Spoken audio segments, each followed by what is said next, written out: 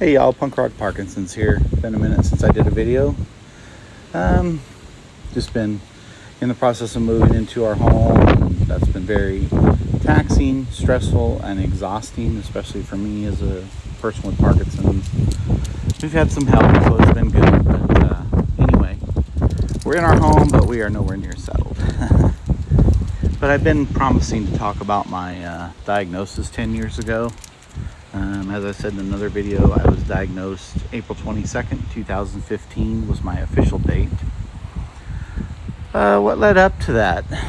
I would say I really can't remember dates specifically, but I remember having time sitting at my desk at work and my right foot just kind of bouncing or whatever, and I could just move it and stop it. It was no big deal. But then thinking back, my right foot has done that, I would say since my teenage years.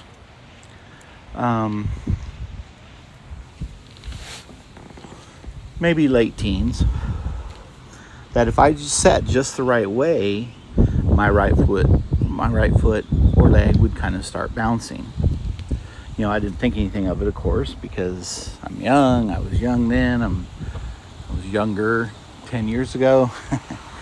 And I could move my foot and stop. It was no big deal. So I thought it was more of just a position thing of my foot and so on. Well, then it started.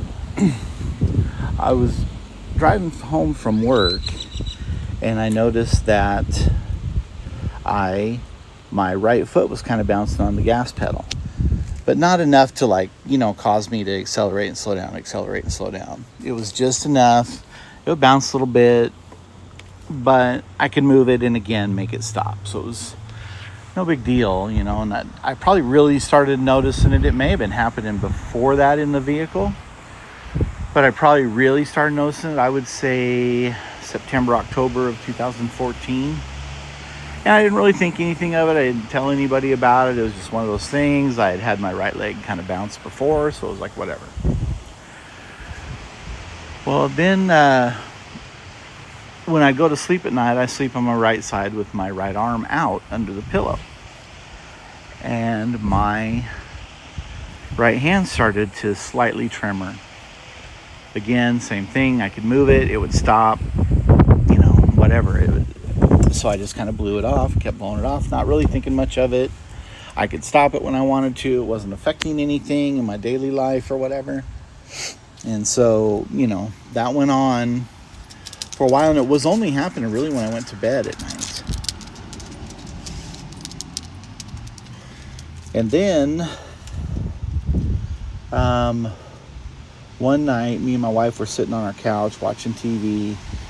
We were in a small apartment at the time, and we were holding hands, and my right hand was shaking. And she looked over me, she goes, "Are you doing that on purpose?"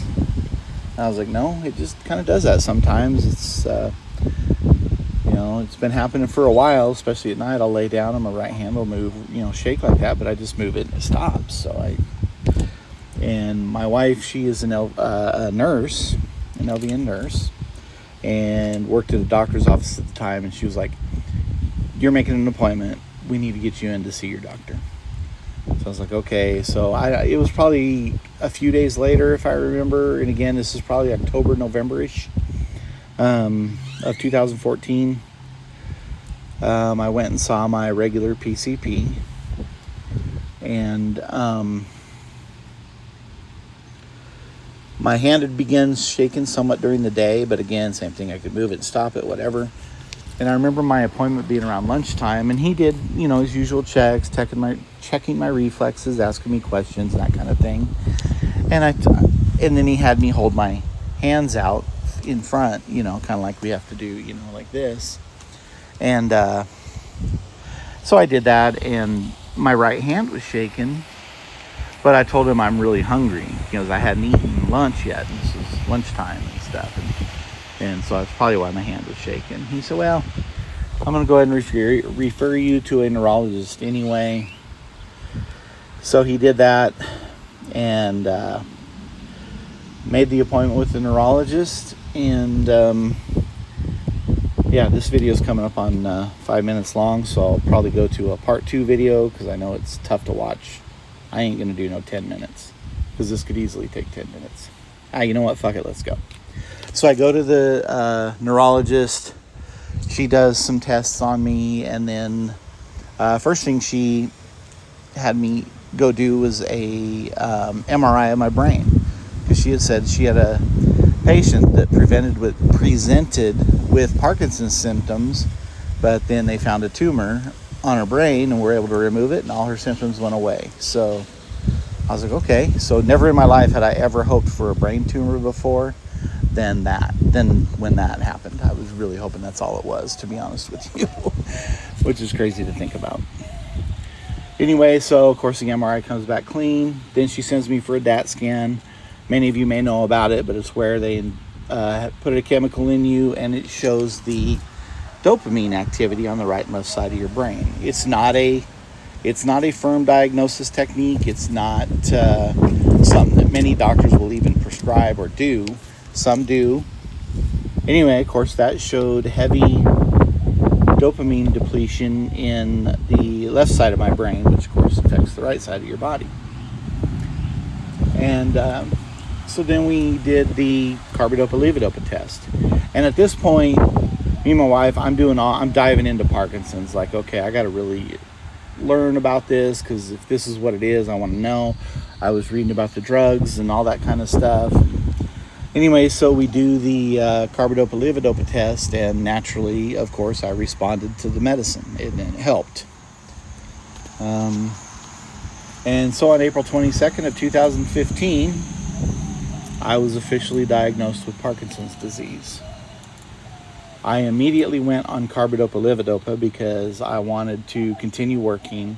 I had read about all the other drugs and the possible side effects and things like that. I did know that, carbidopa-levodopa had long-term side effects like dyskinesia and whatever, but I didn't care about that because I was focused on, I want to work as long as I possibly can and function normal and yada, yada, yada. So anyway, that's what I did.